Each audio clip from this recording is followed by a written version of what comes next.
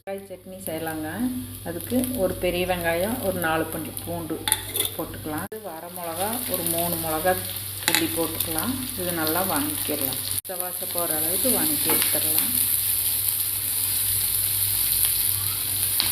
தோசைக்கு, இட்லிக்கு எல்லாத்துக்குமே இந்த சட்னி சூப்பராக இருக்கும். இப்போ போதுங்க. இனி கொஞ்சம் நேரம் ஆற வச்சு நம்ம மிக்ஸி ஜாரில் சேர்த்து அரைச்சிடலாம். வெங்காயம் ஆறிடுச்சுங்க. நம்ம ஒரு ஜாரில் சேர்த்து அரைச்சிடலாம்.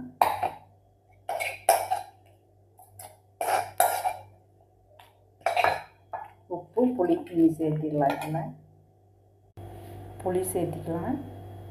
உப்பு, கல் உப்பு சேர்த்துக்கலாம். தண்ணி ஊற்றி நல்லா நைஸாக அரைச்சிட்டு வந்துடுறேன்.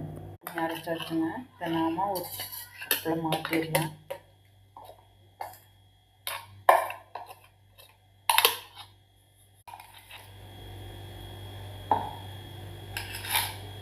தாளிப்பு கொடுத்துடலாம்.